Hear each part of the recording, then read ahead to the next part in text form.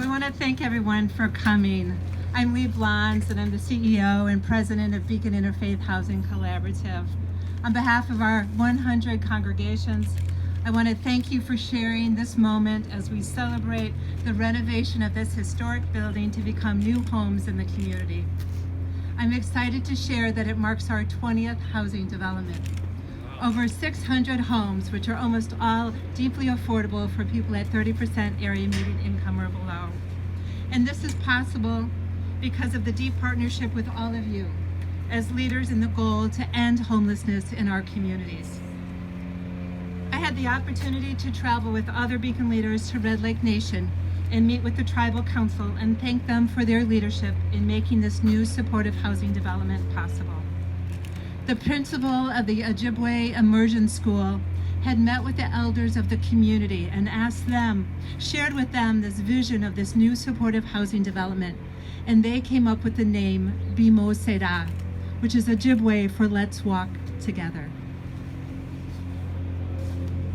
As we gather today, we recognize that Bimosedaa was born out of the pain and trauma of Native people who disproportionately experience chronic homelessness, and that this has roots in historical trauma.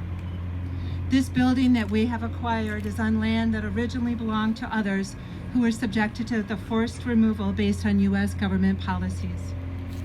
We begin this effort to acknowledge what has been buried by honoring the truth. We are standing on the ancestral lands of the Dakota people. We pay respects to their elders past and present.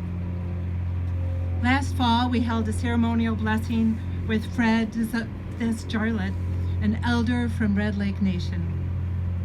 We pray that Bimosedaa will be a place of healing for all who live here and for us as a community. As we think about our past and our future intertwining, I want to share a special connection that came from that blessing. Many of you know that this historic building was most recently the Rockler Fur Building. In many ways, representing the fur trade that led to the settlement of white people here. It still had the furs, many furs in it when we did our blessing. And Fred asked what was going to happen to those furs, and he arranged for many of them to go up north so that the young people at Red Lake could utilize them for their first ceremonial dances. I'm grateful for the support of all of you in making Bimosedaa a reality. We began our relationship with Red Lake Nation at the Wall of Forgotten Natives. Through Minnesota DHS, we were introduced to the Tribal Housing Collaborative and met with Adam Fairbanks, who worked for Red Lake Nation.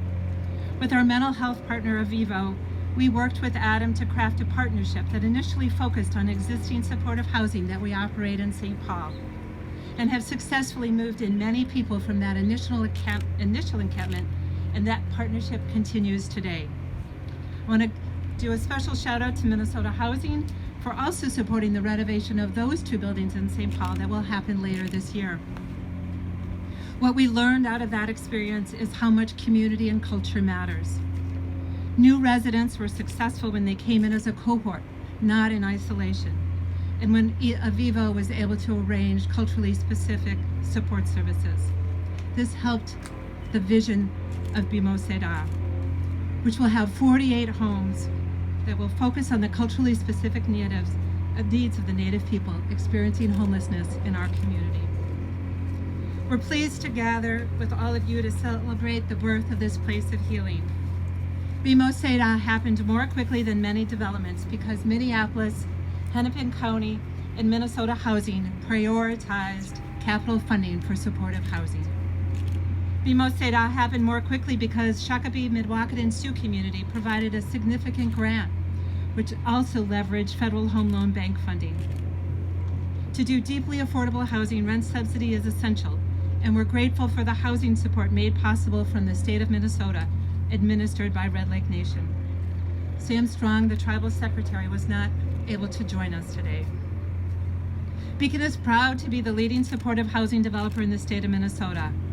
Whether it's Great River Landing, serving those coming out of incarceration, Bimosedaa, or Prairie Point, the first supportive housing development in Scott County, we ask for your continued support in changing the housing system that creates barriers to these developments.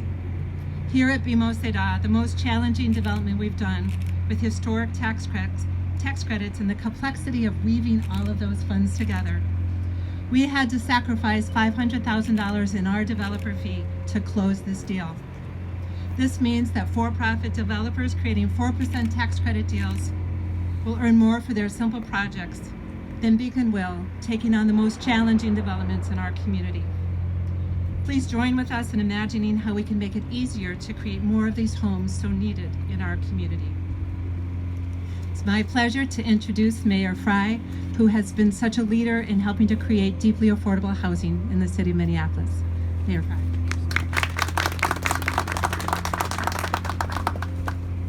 Well, let's start by giving a huge round of applause to Lee Blondes and Beacon Interfaith and everybody that helped bring this project to fruition. It's a really big deal.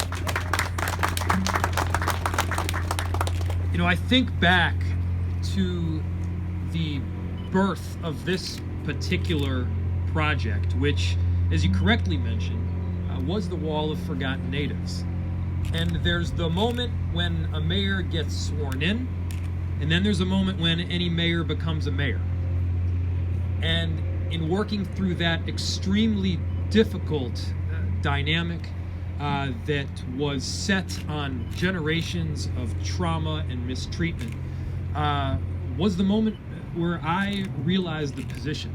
It was an understanding of how deep-seated some of the pain and trauma was, and also the necessity of working in partnership.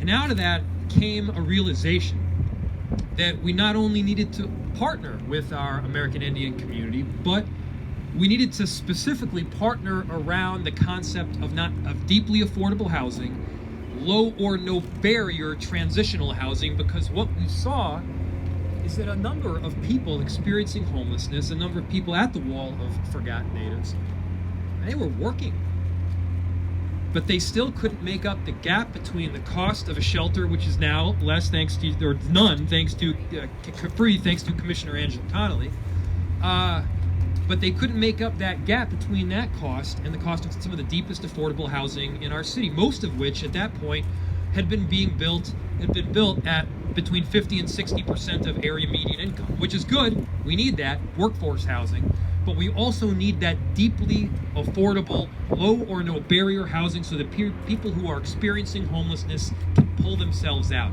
That's what Bimosedaa has been all about from the very beginning. And these 48 units at 30% of area median income are going to help a whole lot, and they fall right in line with our collective goals at a city. And so we're proud to have put forward $2.16 million in city funds to bring this project to fruition. We're proud to partner with Hennepin County and the Commissioner, with Minnesota Housing, and I understand James Lenoff is here with the Governor's Office, and Council Member Peggy Flanagan. I'll note Council Member Mike Rainville, who's been a big supporter as well from this particular ward, is here, and then Red Lake Nation.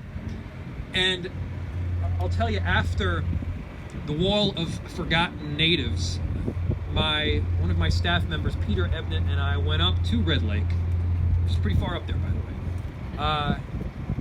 And what was most notable was the tremendous strength and resilience of a community that had time and time again gotten the short end of the stick, been mistreated. This is an opportunity to partner and do things differently. This is an opportunity for all of these partners to step up in an extraordinary way, and this is an opportunity for transformation. So I'm so honored to be here. A big thank you to everyone. I have not yet thanked Emily Bastian and Avivo, who also do incredible work, by the way. You know, we're not there yet, but this addition of deeply affordable and low-income housing units, I think, is definitely on the right track. Thank you so much.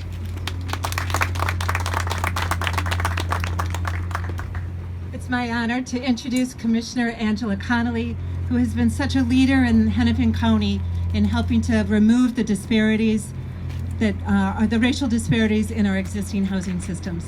Commissioner Connolly. Good afternoon, everyone. If you want to see how we end homelessness in Minneapolis, in this great state of Minnesota, in Hennepin County, look behind you. These are 48 units of housing at 30% of the AMI and below. That is the housing that moves people off of the street. We all have seen the news. We all have walked past encampments. No one should be living outside in the cold here, right at home. It's because of projects like this. We heard about how this was born out of the Wall of Forgotten Natives, and Mayor Fry talked about jumping into the role and then jumping into the work. Well, that was my first year on the county board, okay? Right in the heart of my district. And one of the things that I know as someone who experienced my own housing insecurity as a young person was that we have got to create the housing that fills the gap, that gets people from outside to inside. And that's exactly what Bimosedaa is going to do. And I'm excited for that. I'm really, really excited for that. This is how we end homelessness. I just came back Sunday from a conference in Memphis, Tennessee, and I got a chance to talk to HUD Secretary Marsha Fudge.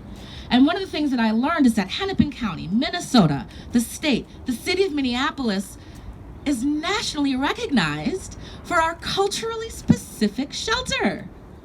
They know, they can see nationally what we're doing here to close the gap, because we know that cultural specificity in how we house people who are living outside, how we house people who have experienced chronic homelessness for years and years, how we do that matters. So nationally, other folks are paying attention. This project right here, and I joke when I heard about Bimosedaa, when I first came into office, I joked, can we do 18 more of these? Just sprinkle them sprinkle them throughout the city. I think we can. I think our partners who are at the table with us, right? I think Beacon, who's always telling us about projects that are upcoming, projects that they've done. These are leaders in the supportive housing model that works, in the models of housing that is at an income that people can actually afford. The mayor talked about many of the people being at the Wall of Forgotten Natives being people who were gainfully employed, who were working, but could not afford the rent because we have a gap. We have a gap in our housing. This closes that gap and addresses the crisis that we all see in front of us every day who are doing this work to help keep people housed. So I am thrilled to be a part of a coalition with the state of Minnesota, with the city of Minneapolis, with Hennepin County, with Beacon, with all of our partners who are in this work to make sure that no one continues to live outside, that we continue to create spaces that are affordable, that are culturally specific, right? That lead to permanent housing and ultimately dignified housing. Thank you so much to everyone who was here, to our partners. We can end homelessness. This is how we do it. Thank you.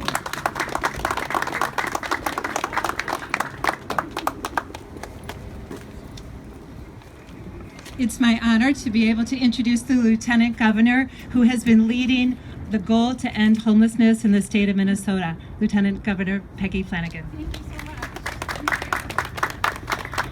Well, good morning, everybody. The sun is out. I hope it stays with us, but it is shining on this incredible project. I'm so excited to be here today. You know, beacons everywhere. Do you know this? They were like literally behind me in church on Sunday. I was like, oh, hello. Yes, I'm doing my job. I promise. But they're everywhere, and they are right here. And so all of us recognize the importance of having a safe place to call home. As Commissioner Conley mentioned, you know, I too was someone who experienced housing instability, and a Section 8 housing voucher changed the trajectory of my life and for our family. So this is serious, and it is deeply, deeply personal. Safe and stable housing provides a strong foundation for work and education, for healing and recovery, and for social connection, but really meets the needs of the whole person, the whole family, the whole community, and it's right here in the heart of the city. We also recognize, though, that housing needs look different across the state, depending on the region where folks live, and we want to be able to meet those needs for every family. We know that Native people and people of color face disproportionate numbers when it comes to homelessness and housing instability, as well as long-term barriers to stable housing. For our relatives, and they are truly our relatives who are struggling with chronic homelessness or housing instability, chemical dependency, or other barriers, access to supportive housing, I will say it again, access to culturally relevant, culturally specific, culturally celebrating housing can make all of the difference. That's why I'm so excited about Bimosedaa. This is a space where our relatives can be their whole beautiful indigenous selves and really feel like they can come home. We know that places and spaces like these work and they are critical. So I'm glad we have a reputation. I appreciate that. That's a good reputation to have. But it means that we know what's working, so we simply need to continue to invest in it. And this is a great day. It's a solid example of what is possible when we come together across jurisdictions, with our tribal government partners, with nonprofits, with the faith community. Anything is possible. So today is a good day, from emergency shelter services to housing infrastructure bonds, supporting projects just like this one. We have the ingredients to make this work and to end homelessness in Minnesota.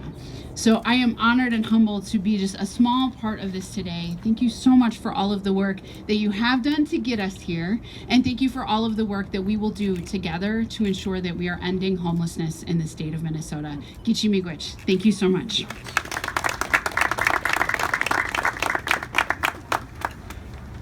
And as we all know, behind our elected public officials are the hardworking staff at the city and the county and the state that help us put these deals together. And so I'm pleased to introduce our Deputy Commissioner, Rachel Robinson.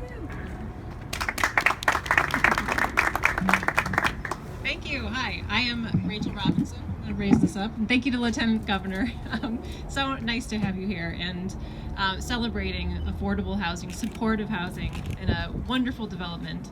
I'm Rachel Robinson. I am the Deputy Commissioner. Commissioner Ho sends her warm regards, and the whole team at Minnesota Housing. I will echo their cheers from back in their home offices or the office. This is a really big day to be groundbreaking this development, Bimosedaa, that we've been watching and caring about. We all take this work really, really seriously. And of course, this development benefits from coming through a competition.